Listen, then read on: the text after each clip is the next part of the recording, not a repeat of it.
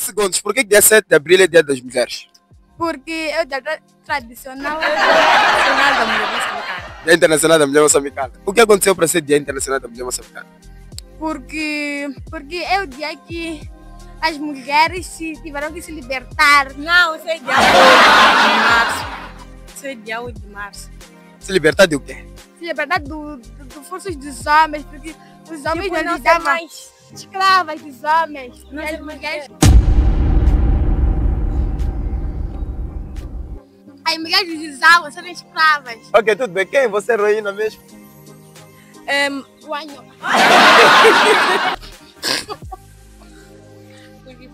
porque é um dia internacional da mulher moçambicana. Dia Internacional da Mulher Moçambicana. E quem são ou quem é a heroína das mulheres? Josina Machel. Oh. Dia 7 de abril é dia das mulheres, eu não sei. Aqui, Porque foi o dia em que Josina Machel faleceu. dia 7 de abril. Por que é dia das mulheres? Eu não sei dizer. Não sabe dizer. Ok? Oh, minha gente, meus meninos, rapaziadas, participantes do vídeo. Eu só quero agradecer a todos por terem participado ativamente e se calhar deixar aqui alguma mensagem muito precisa. Dia 7 de abril não é Dia Internacional da Mulher.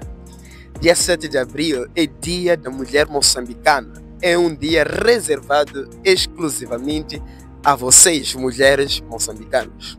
Mas esta data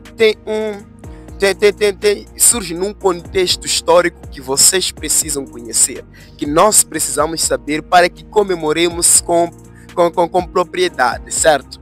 Então vamos exatamente a uma pequena explicação sobre este dia.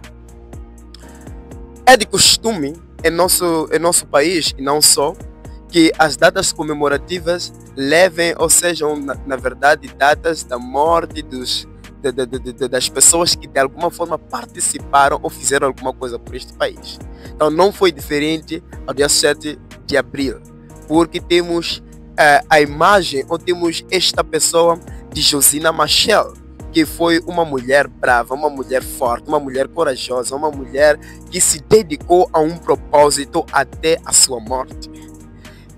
Quem foi Josina Machel? Muito bom. Josina, o seu nome é Josina Abiatar Mutemba, nascido a 10 de agosto de 1945 em Nhambane, num processo, ou melhor, no término da Segunda Guerra Mundial. Eu acho que as pessoas que nascem no contexto de guerra acabam de alguma forma se tornando guerreiras, né? Isso faz sentido. Olhando para um exemplo de que mulher ela foi, eu acho que faz sentido. De qualquer forma, ela foi uma mulher um bocado diferente na sua época, porque nós estamos a falar de uma mulher que viveu no período colonial, que viveu no período da opressão colonial, onde Moçambique estava sob jugo do colonialismo português, mas de alguma forma os familiares da Josina apoiaram a sua filha a ter que estudar mesmo mesmo naquela época onde havia muita dificuldade em se ter a escolaridade. Josina Machel, até 1956, quando tinha apenas 11 anos, ela se mudou de Nhambane para a capital, Lourenço Marques, para continuar com seus estudos, e a partir desta época foi convidada a frequentar o ensino secundário. Foi exatamente nesta época onde ela começou a se inteirar mais sobre a questão do seu país, o contexto em que viviam, a questão de domínio colonial, e começou a se interessar também pela questão política, e começou a se interessar, a traçar formas de como se poderia libertar ou poderia se libertar o seu povo. E então, por causa disso, em 1963, com apenas 18 anos, ela tenta viajar à Tanzânia, onde estavam os outros, onde estava o pessoal que haveria de alguma forma a lutar pela libertação de Moçambique. porque até 1962 a Frelimo tinha sido formada e já tinha traçado estratégia de guerra ou estratégia para a libertação do país. E a sua base estava em Tanzânia, visto que em Moçambique, por causa do domínio ou da dominação colonial, não havia espaço para a funcionar de forma livre as operações ou a base da Frelimo. E Tanzânia, por sua vez, já tinha sido liberta. Por causa disto, apoiou a Frelimo. E Josina sabia disso. Tentou viajar em 1963 até a Tanzânia, mas passando por Zimbábue, ela foi presa pelo regime minoritário de Ian Smith, que tinha exatamente cooperação com o regime português, por serem regimes similares. Por causa disto, foi deportada, foi trazida a Moçambique e presa por alguns anos. E depois da sua prisão, em 1963, e ter ficado alguns meses presa, ela não desistiu da sua bravura, não desistiu da sua luta, não desistiu do seu foco. Em 1965, fez a segunda tentativa de chegar à Tanzânia e desta vez ela conseguiu. Chegando na base da Frelimo, nas fileiras da Frelimo, ela se mostrou alguém interessada em participar e em contribuir na libertação de Moçambique. Desta forma, começou a treinar, começou a ter treinamento militar, começou a participar na educação política e começou a se destacar. E este destaque foi mesmo notável, de tal maneira que em 1967,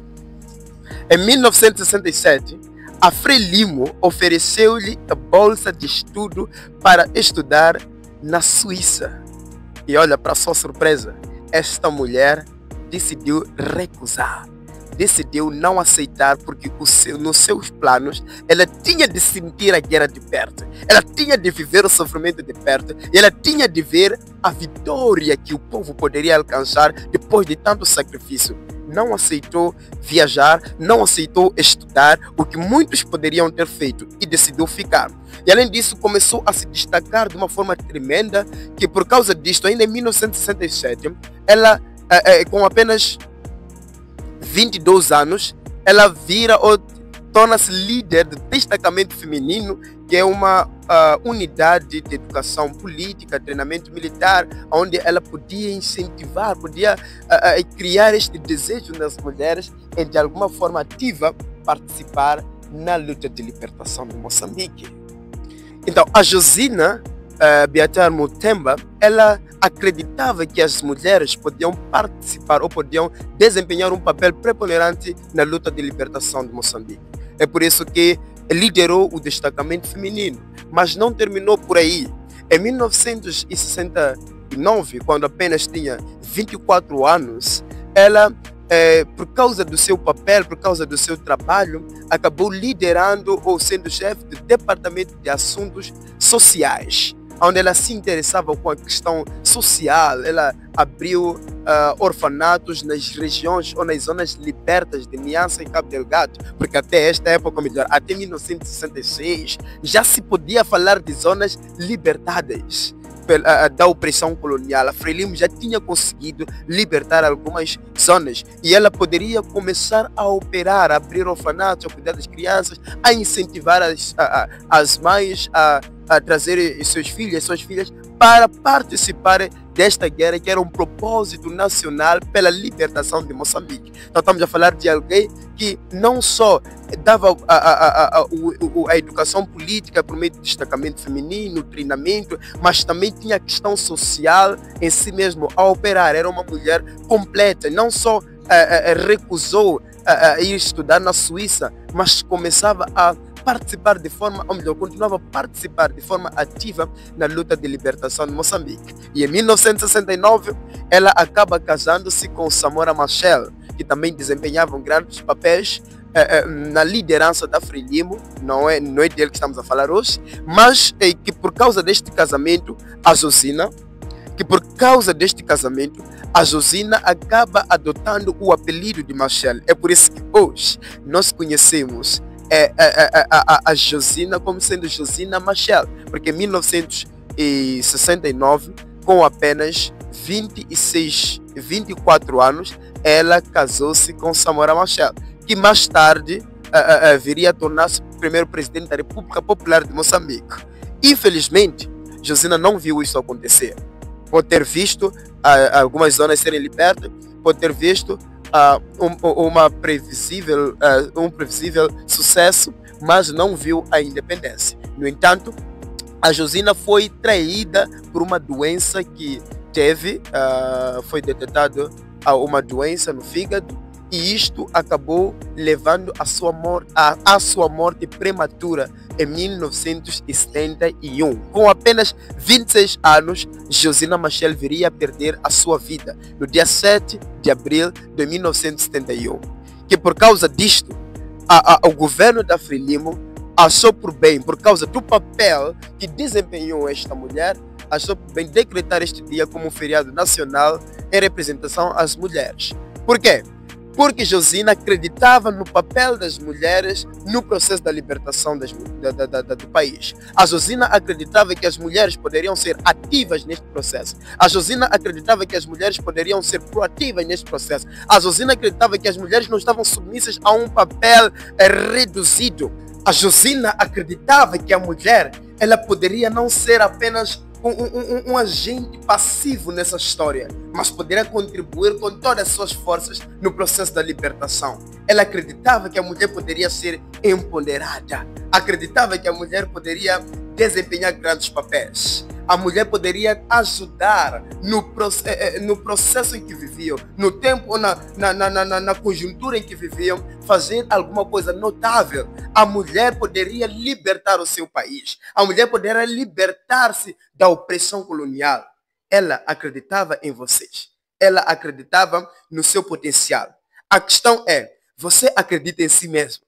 Porque mais do que estar em barracas, mais do que estar em festividade, bebidas e tudo, é também um dia para se refletir sobre o papel que você desempenha no contexto em que vive. Nos dias de hoje, como pode ser uma mulher lutadora? Como pode ser uma mulher empoderada? Como pode ser uma mulher batalhadora? Isto é que é importante. Porque se comemoram a morte de Josina, o seu legado, vamos, mulheres, fazer valer o legado em tempos de hoje. Vamos fazer valer o legado nos dias de hoje. Ela deixou uma história para ser vivida e revivida, para ser feita de acordo com aquilo que é o legado que vocês acreditam. Porque esta mulher, apesar de tudo, foi guerrilheira. Foi uma mulher que inspirou. Então, que também possam viver numa geração e sejam inspiradoras. Sejam mulheres com foco e objetivo e transformem a nação ou transformem o país em que vivem por meio da vossa participação ativa em tudo. Falamos que a Josina deixou um legado. Então, tenham todos um feliz 7 de abril, mas ainda mais tenham todos a consciência de por que celebram este dia. E nos vemos no próximo vídeo.